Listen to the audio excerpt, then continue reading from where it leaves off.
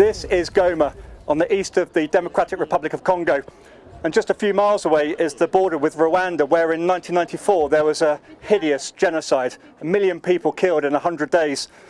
And those responsible for that genocide fled at the end to avoid prosecution straight here into Goma. And it's here that they've experienced a massive increase in rape since then. In fact, the UN now calls this place the most dangerous place in the world to live as a woman and the rape capital of the world. The Flame International team are here working with victims of rape to minister to them, to bring healing and wholeness.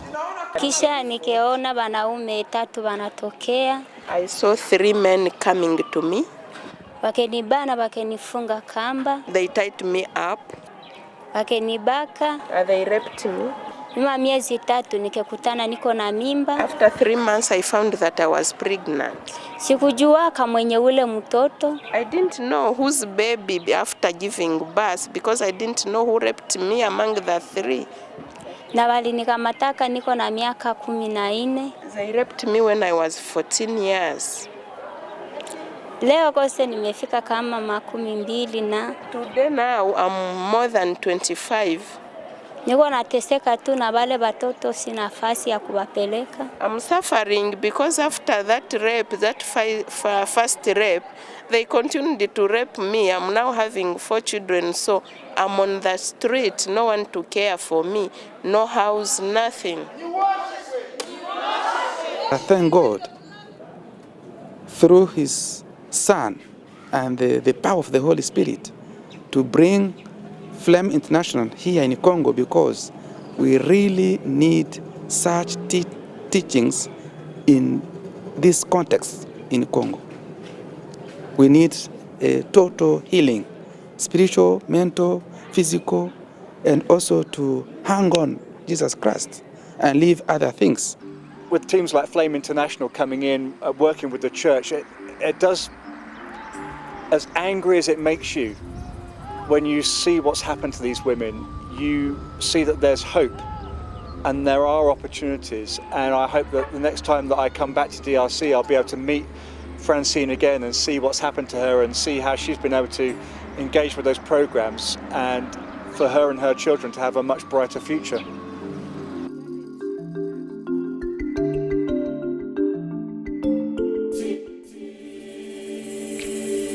This is Lanya in South Sudan, close to the Congolese border. It's been at the centre of Africa's longest running civil war, fought for more than a quarter of a century. The Lord's Resistance Army, known as the LRA, are one of the most brutal rebel forces in the world and have repeatedly attacked this region. Since the rebellion began in 1987, they've abducted more than 20,000 children. James was abducted on his way back from school and agrees to speak to the Flame team about his ordeal and the cruelty he experienced firsthand. If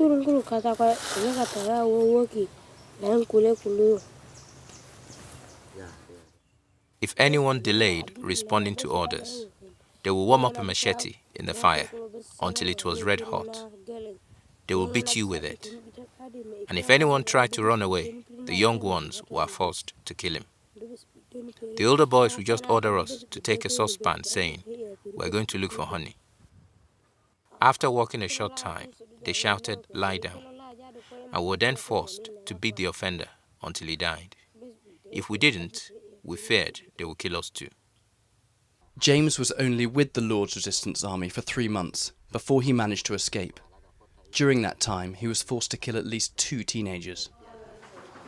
James's family have welcomed him back home, and the community have publicly forgiven him. James has just stepped into the hut behind me with his father and 2 members of the Flame team to receive prayer and counselling. Whereas traditional forms of aid and development very much focus on the physical, the emotional and the spiritual is often overlooked. And this really is essential to Flame International's work, to go into some of the most remote areas of the world and to offer God's love and healing to those directly affected by war, to equip and train pastors and to encourage reconciliation and forgiveness.